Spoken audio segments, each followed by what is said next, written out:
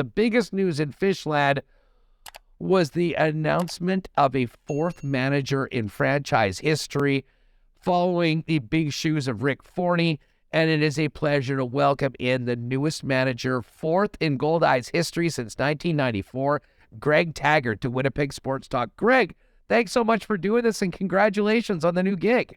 Thank you, Andrew. It's a pleasure, and we enjoyed the last month and getting introduced to the community and everybody, and including the media. And it's been a wonderful off season so far for me. Well, I want to talk about, the challenge of coming over to the Winnipeg Goldeyes and some of the reasons why. But I should mention to folks that maybe are not familiar, you are one of the most accomplished managers in the history of independent baseball, managing the Gary Shellshore Railcats for 16 seasons between 2005 to 2021. Don't worry, we love dogs. You can bring them in if they want.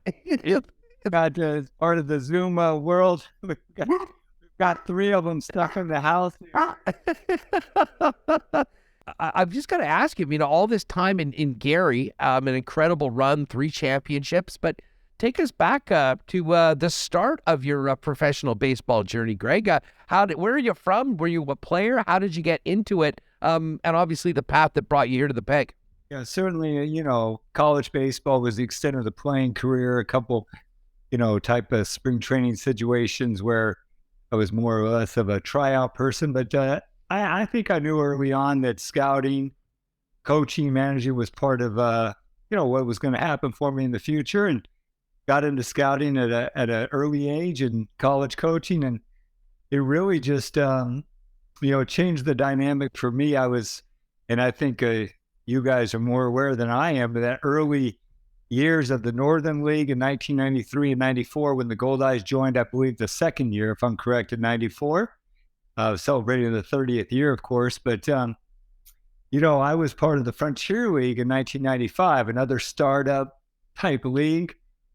And it really changed my outlook on, really what it was that I wanted to do. And I loved every moment of it those early years. Now, I'll be honest, the club I was with was no Winnipeg Goldeyes in the Frontier League.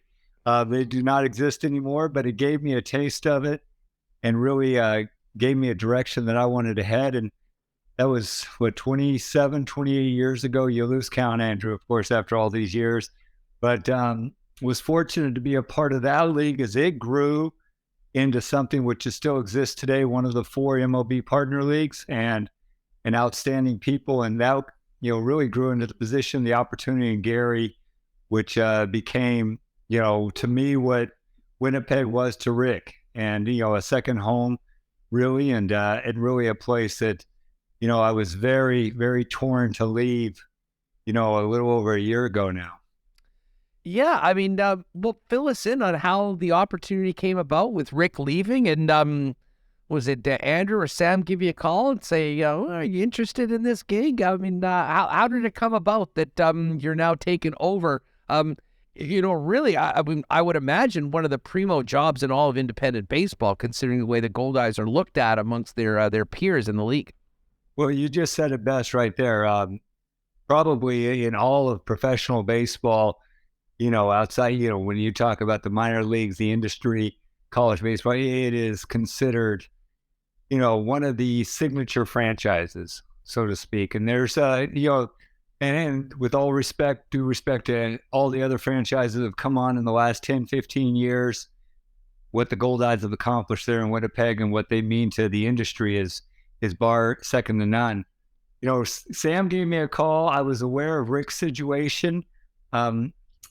Somewhat surprised, but I think we know, the family situation. It became more and more difficult for Rick over the years. We had grown extremely close friends, and I think I've told this a little bit before, but I received a call from Sam probably 10, 14 days after the announcement, and I assumed he was calling for a recommendation of one of my former coaches or somebody that I knew that was applying for the Goldeyes job.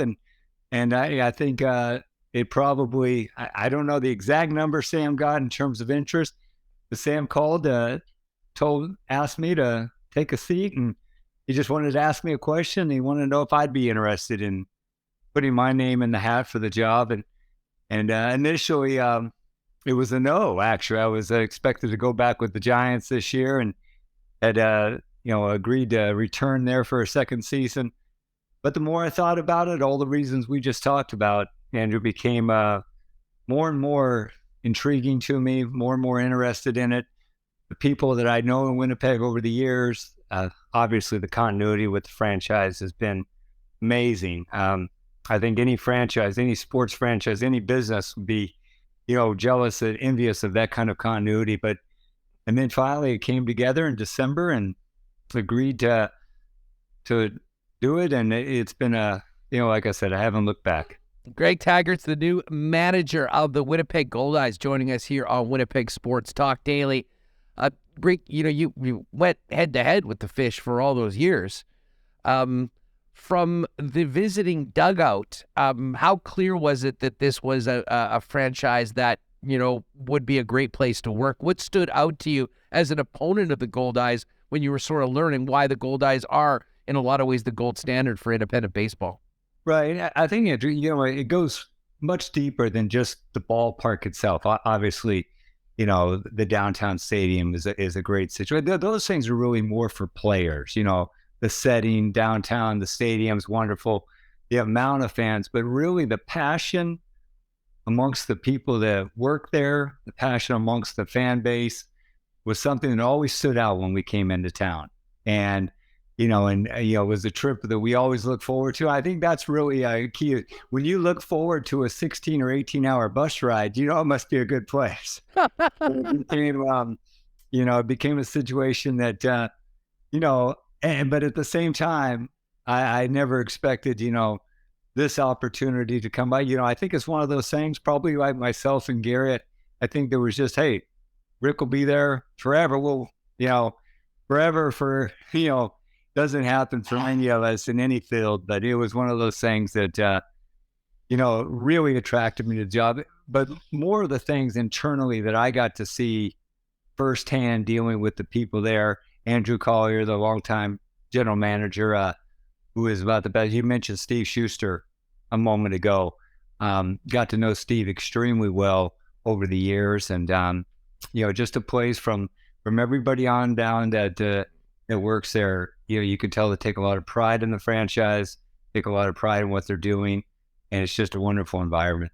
Well, I couldn't echo those more. Andrew's a great friend of ours, and has really been, integral along with Sam and Dan Chase. I mean, you look at that organization and see how many people that have been there as long as they've been there, Greg. And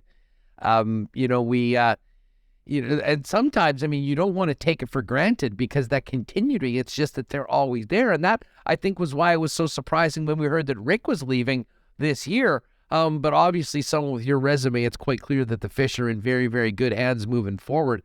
I have to ask you now, taking over a new gig, you're back home in the Dallas-Fort Worth area. What has the last month been like? What's on the to-do list when you take over a new team and start, a new chapter of your coaching career? Well, I think the first thing on the to-do list, you mentioned it earlier, the re-signing of Max Murphy.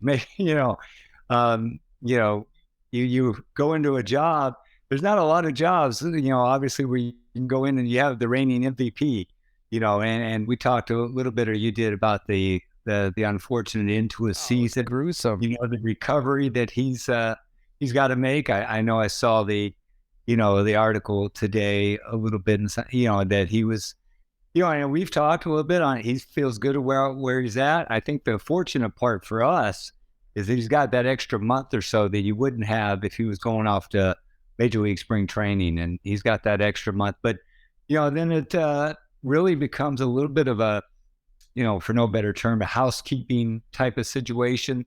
Many players, as we know at this level, and Goldeye fans have become, very familiar with it. And as you guys in the media, there's a lot of movement, and there's just a transient nature of the league, and even more so in the last few years, I think, since the pandemic and the changes and the overhaul of the leagues and the nature of the situation with MLB. But that's really been it. A few signings. We're talking to many of Goldeyes players from last year. A few are definitely going to be back, more than a few, but some of those things that we'll have to retool in a few areas. I imagine that one of the benefits of the job in Winnipeg, based on the reputation of the organization and the city and the environment for players, is that a lot of guys want to play here. The sales pitch from the manager and the general manager might be a little bit easier when you can offer what Winnipeg and this franchise has to offer.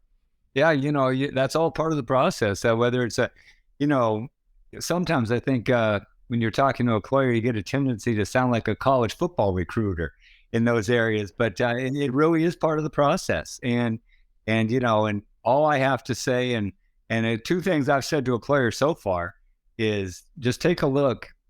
Google Winnipeg Goldeyes, something you can do these days easier than ever, but you can also understand from a manager standpoint that I thought so highly of the job that I left the San Francisco Giants to come here. Well, it's absolutely, it speaks so well to, what they've built here. And can tell you what, Simi was here for the first couple seasons, and then Hal for a great run. And Rick Forney's been a huge part of our sports community as the guy. And, while there certainly are big shoes to fill, I think you come in with some pretty big shoes considering an incredible resume. And very excited to see this next chapter of Winnipeg Goldeyes baseball and see you here in the Peg with the crew. Now, who will you be bringing up? You got family, and certainly it seems like you've got some company in the room there. Everyone in chat will kill me if I don't ask about the dogs. No, apologies. We have 3 Newfoundlands, but we have a rescue that's become a handful here in the last month or so. So I think my wife will be staying for the most part in Dallas-Fort Worth.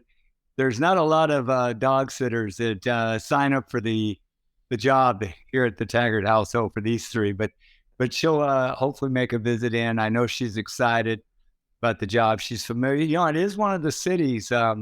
We were, we made Northwest Indiana our home for about 10 years, so she went on a lot of road trips. But Winnipeg was not one of them, so I know she's anxious to get up there. But the 4 children are all grown and have their own lives. I'm sure they'll come in. It's just like anything else. I'm not so sure they'll come in to see Dad and the baseball, or as much as they will come in to see the city of Winnipeg.